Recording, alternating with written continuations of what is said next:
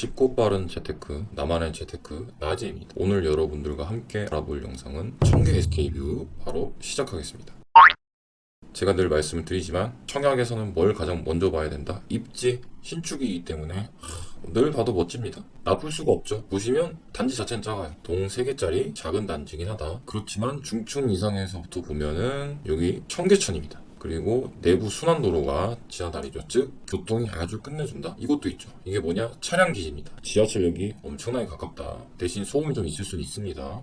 청계천 너무 좋죠? 이런 산책 코스까지 다 같이 느낄 수 있는 그런 입지입니다. 우선 실제로 신담역은 정말 이분이 맞아요. 다만 아까 말씀드렸죠. 차량 기지가 있기 때문에 소음은 당연히 어느 정도 동반될 수 있습니다. 요건 아니에요. 요건 제가 봤는데 요건 5분 정도 봐야 됩니다. 그렇지만 더블 역세권이 확실하다. 자, 입지 정확히 보시면 지도로 보면 요렇게입니다. 정말 가깝죠. 여기도 가깝고 이게 거리가 어느 정도 되냐? 100m 딱 2분. 여기는 300m 조금 안 되기 때문에 한 5분 이하라고 봐야 됩니다. 정말 가깝다. 신담역 같은 경우는 다들 아시겠지만 지상철이라 당연히 소음이 동반은 됩니다. 또 하나 단점은 지선이다 보니까 배차가 좀 길어요. 그래서 출근 시간에 여기 7대, 8대 이러다 보니까 대충 8.5분 또는 7.5분에 한 대 정도 꼴로 다닙니다. 그렇지만 내가 시간 맞춰서 나가면 바로 성수에서 갈아타서 모두 30분 내에 주요 업무지구를 다 갈 수 있습니다. 자, 우선 신담역으로 갈 수 있는 가장 가까운 업무지구 잠실, 그리고 좀 더 가면은 삼성 가능합니다. 앞으로 대한민국 최고의 일자리 지구죠. 삼성. 그리고 강남 역삼, 5호선으로 타면은 광화문 바로 갈 수 있습니다. 그리고 지나서 공도, 여기도 업무지구가 꽤 나름 크죠. 그리고 결정, 우리나라 3대 또는 4대 업무지구라고 하죠. 여의도까지 모두 30분 이내로 갈 수 있다. 자, 보셨듯이 입지가 괜찮아. 근데 일단 내가 청약 자격이 되냐 안 되냐 봐야 되겠죠. 청약 자격 알아볼게요. 자, 우선 특별공급은 8월 21일입니다. 그리고 바로 다음날 하루 차이죠. 하루 차이로 청약한다. 자, 여기는 일반 분양의 한정입니다. 세대주 세대원 다 가능하다. 주택이 있어도 가능하다. 재당첨 제한이 없다. 추첨제가 무려 60%다. 그리고 청약 가입 기간도 12개월, 12회가 아닙니다. 가입하고 12개월만 지나면 된다. 그리고 전매 기간은 1년이다. 그냥 당첨되고 바로 1년이기 때문에 입주할 때는 무조건 팔아도 됩니다. 다만 비과세 받으려면 2년은 가지고 있으셔야 돼요. 그리고 중도금 대출 웬만하면 되겠죠. 자, 달력으로 보면은 요날 주의 깊게 봐야 된다. 이 순위는 사실 안 올 가능성이 꽤 크기 때문에 알 수 없다. 그래서 뭐 이 정도 집이다. 공정률 이렇게 검토해 보시면 아시겠지만 주상복합이죠. 근데 주차 대수가 상당히 적습니다. 여기 보시면 세대당 한 대가 거의 안 돼요. 조금 아쉽습니다. 이 정도면 사실 주차난이 꽤 있을 수도 있습니다. 교통이 좋기 때문에 차량이 없는 세대도 있을 거라 어느 정도 상충되긴 하겠지만 더올 수밖에 없다. 그래서 1순위 청약 수도권 다 된다. 그러니까 내가 수도권에 산다. 그러다 여기 위치가 마음에 들어. 다 쓰세요. 만 19세 이상 성인이 다 됩니다. 특별공급 청약자도 1순위 청약 가능합니다. 자, 이렇게 보시면 돼요. 일반 분양하고 특별공급 있죠. 신혼부부 특공이나 생애 최초 이건 됩니다. 이건 오케이. 근데 특별공급이 두 개 있으면 안 돼요. 내가 특별공급 생애 최초를 쓰고 특별공급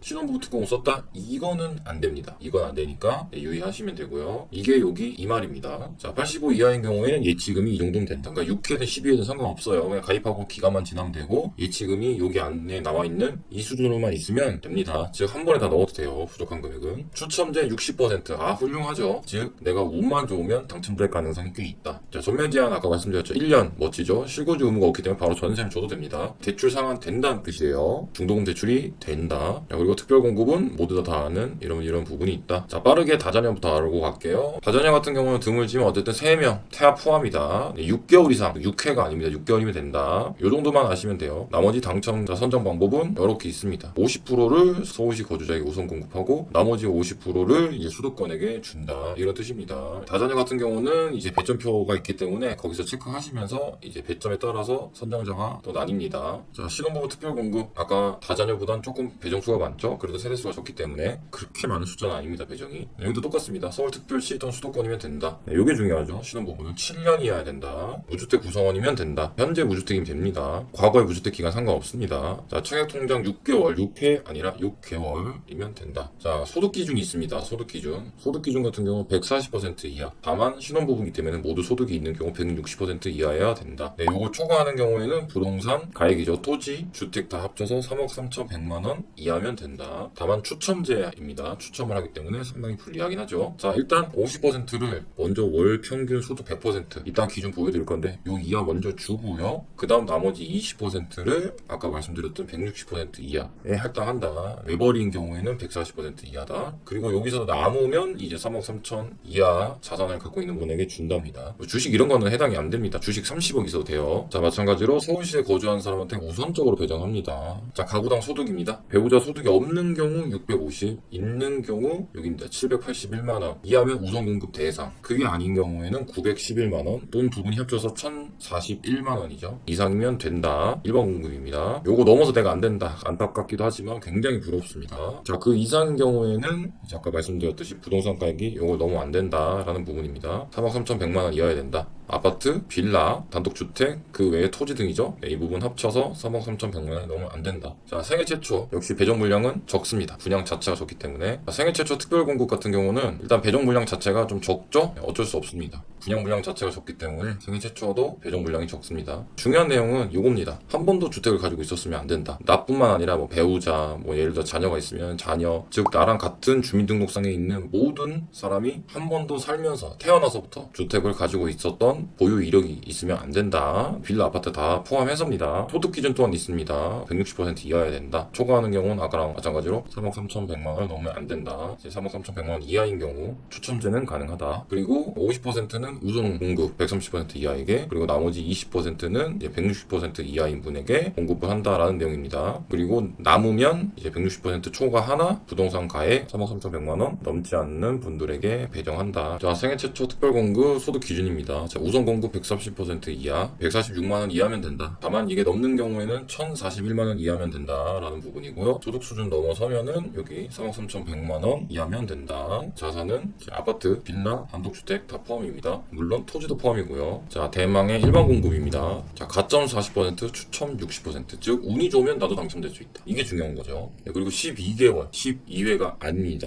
12개월만 넘으면 된다. 85 이하도 마찬가지입니다. 위와 동일합니다. 40, 60, 12개월 이상만 넣으면 된다. 모든 타입의 신청이 가능하다. 예치금은 요 정도다. 이렇게 보시면 되고, 무주택 산정 기간은 각자 상황이 다르기 때문에 이제 알아서 보시면 돼요. 부양가족 인정 기준도 알아서 보시면 됩니다. 요거 자세하게 알고 싶으신 분은 제가 직전에 올렸던 영상 중에 이문 1구요. 레미안 라그란데가 있어요. 거기 보면은 굉장히 디테일하게 적어놨어요. 그거 보시면 돼요. 그게 간단합니다.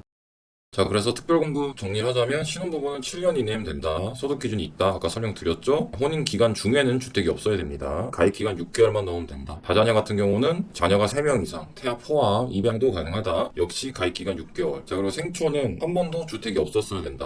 나 포함, 세대 구성원 모두. 나랑 주소지가 똑같은 분들은 모두 포함됩니다. 그리고 소득 기준 본다. 가입 기간 12개월. 요게 좀 차이가 있죠. 12개월 경과해야 된다. 일반 청약 보시면 자, 세대주, 세대원 다 가능하다. 이게 아주 훌륭합니다. 유주택자도 가능하다. 무주택자에게 75% 주고 나머지 25%를 유주택자, 무주택자 같이 추첨합니다. 그러니까 확률은 낮지만 기회는 있다. 재당첨 제한이 없다. 이것도 굉장히 좋죠. 그리고 12개월이면 된다. 12회가 아닙니다. 12개월만 지나면 돼요. 전매기한 1년이다. 아, 너무 멋지다. 추첨제도 60%나 되기 때문에 괜찮다. 중도금 대출이 된다. 요거는 사실 뭐 나한테 그렇게 좋은 것 같지는 않은데 라는 마음이 좀 들죠. 다만 기회는 좀 더 줬다는 의미라고 받아들여야 됩니다. 실거주 의무가 없기 때문에 전세를 놔도 됩니다.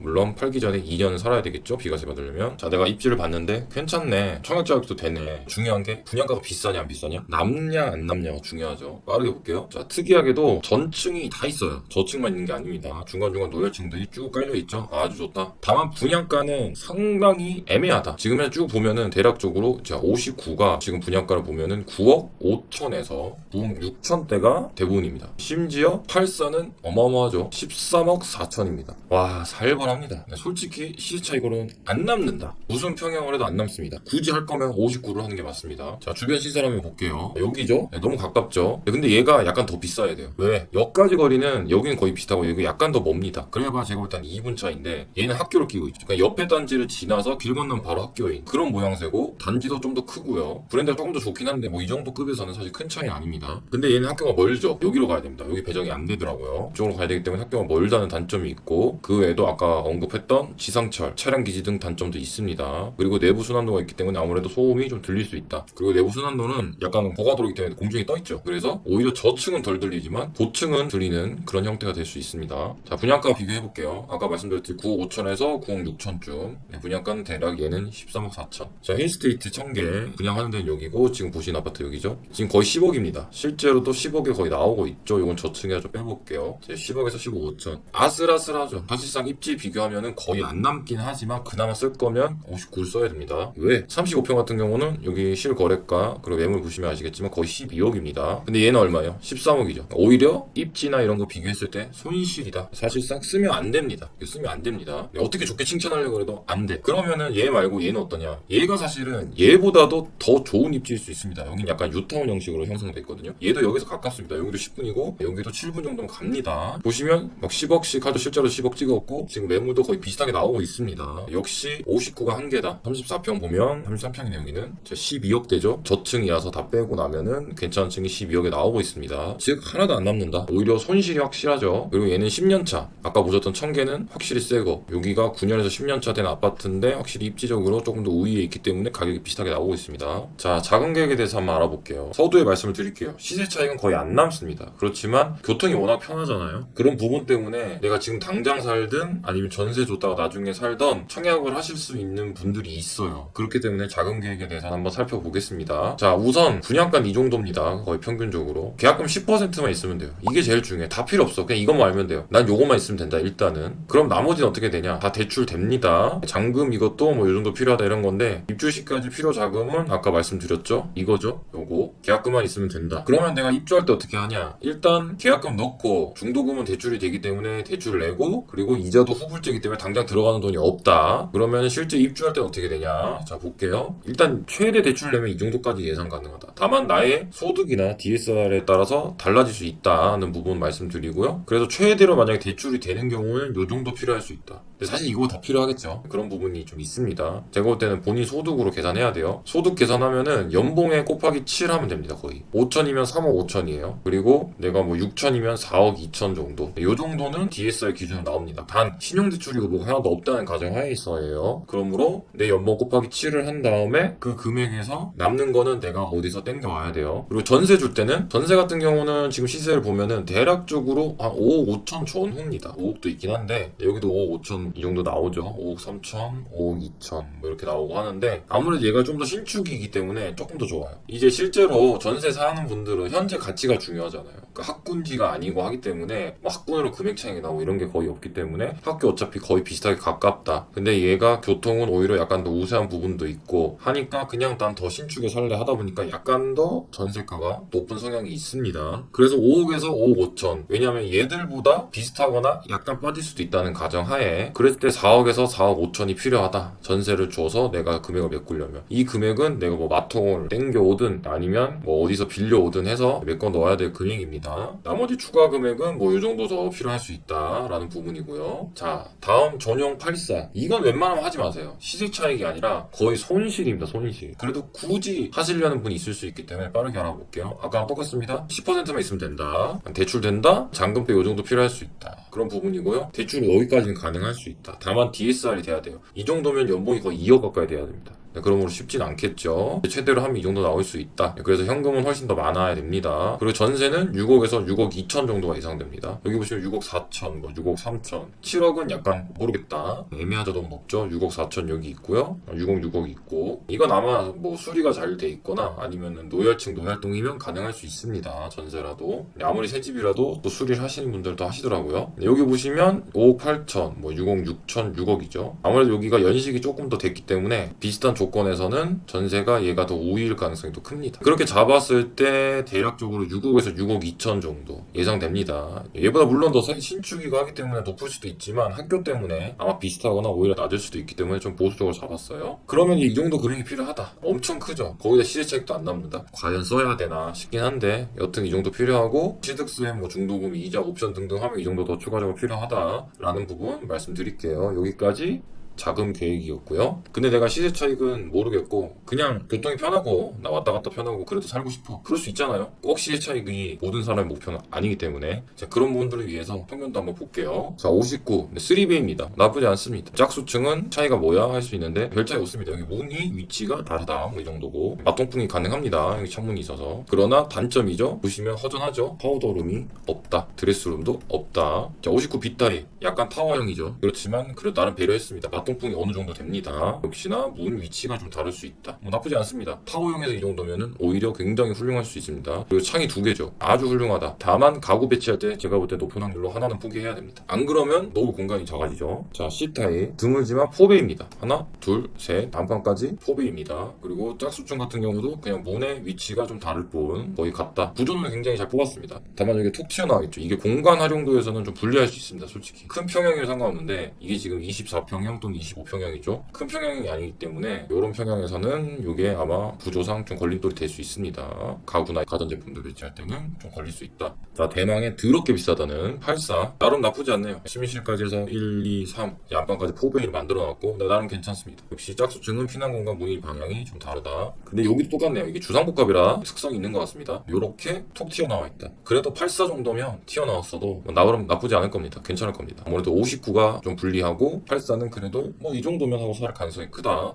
구조는 나쁘지 않다. 자, 일단 평면도 봤는데 나쁘지 않죠. 그럼 실내 인테리어 한번 빠르게 볼게요. 자, 입구입니다. 여기 신발장이 있고 열면은 이렇게 된다. 나쁘지 않죠. 일반적입니다. 참고로 여기는 59예요. 거실 보면은 나쁘지 않습니다. 시스템 에어컨도 선택하면 가능하고 나름 디자인도 괜찮게 잘 뽑았다. 안방입니다. 화장실 있고 나쁘지 않다. 침실 1입니다. 침실 1에는 다행히도 붙박이장이 있습니다. 열면은 이렇게 돼 있죠. 나눠져 있는 게 좋아요. 가끔 통으로 돼 있는 게 있는데 노답입니다. 옷이 더럽게 안 들어가요. 침실 2입니다. 뭐 나쁘지 않습니다. 다만 붙박이장이 없죠. 안 그래도 작은 방인데 붙박이장이 없기 때문에 여기는 시스템 행거를 하던가 뭔가 수를 내야 되긴 합니다. 부엌입니다. 59다 보니까 부엌이 이렇게 봐서 그런데 이렇게 넓진 않아요. 고만고만해요. 네, 그래도 나름 잘 돼 있다. 일반적이죠. 여기 팬트리가 좀 있다는 특성이 있고 이게 위로 올라가죠. 네, 이런 것들이 좋습니다. 여기 좀 특이하죠. 통으로 쑥 꼽히는. 네, 요거는 괜찮습니다. 큰 냄비 둘 수 있고요. 여기 양념통 같은 거 둘 수 있어서 꽤 괜찮습니다. 자, 욕실 같은 경우는 여기 샤워부스 있죠. 그리고 여기 보면은 욕조도 있습니다. 옆에 이 타일을 발라줬어야 되는데 요거 안 발라줬네. 뭐 요렇게 있는 거는 넣을 수 있고 되게 좋은데 조금 아쉽긴 하지만 뭐 나쁘지 않습니다. 신축은 대부분 다 좋아요. 나쁠 수가 없죠. 자, 그 외에 발코니 기본적으로 전동 빨래 건조대는 다 있죠. 네, 그리고 현관 아까 보셨던 부분 신발장 이렇다. 자, 빌트인 냉장고 괜찮네요. 옵션 집은 뭐 이렇게 해서 뭐 다 옵션입니다. 뭐 요거 컴퓨터 책상 뭐 의자 뭐 네, 여기 그림 네, 그리고 조명까지 뭐 이런 것들이 이제 유상으로 옵션으로 하면 이렇게 된다라는 부분인 것 같습니다. 자, 커뮤니티 시설 크게 안내가 잘 없더라고요. 아무래도 단지가 작다 보니까 커뮤니티 시설이 많이 들어갈 수는 없지만 그래도 하늘 정원, 옥상형 휴게 정원 나쁘지 않죠. 이런 데서. 그리고 어린이 놀이터 있기 때문에 괜찮다. 그리고 세대 지하 창고 요거는 괜찮습니다. 요즘 다 주더라고요. 네, 이게 있고 없고가 생각보다 큽니다. 그리고 택배차로 지나갈 수 있게 2.7m까지 했기 때문에 택배 대란은 없을 가능성이 큽니다. 자, 그 외에는 뭐 다 이러이러합니다. 이게 천천히 보세요. 뭐 그렇게 뭐 특이한 점은 없지만 또 빠진 점도 없다. 그래도 굳이 찝자면 주차 유도 등이죠. 유도 시스템이 있다. 뭐 이런 것들을 봤을 때 나름 잘 갖춰져 있습니다. 자, 그래서 마지막으로 제가 최종적으로 정리해 드릴게요. 자, 시세 차이가 없다. 오히려 손해다. 84는 교통은 최상, 학교가 멀다는 게 치명적이죠. 아주 안 좋습니다. 차량 기지가 있고 지상철이라 소음이 조금 불리하다. 그래도 서울이다 라는 부분은 분명 장점이죠. 59는 그래도 상승기에 2억 정도는 오를 수 있기 때문에 조금 재미를 볼 수 있죠. 그렇지만 주변도 그 정도는 오른다. 84는 올라도 겨우 손실 많이 하는 수준. 즉 웬만하면 안 하는 게 맞다. 쓸 거면 전용 59를 써라. 여기까지 정리하겠습니다. 시청해 주셔서 감사합니다.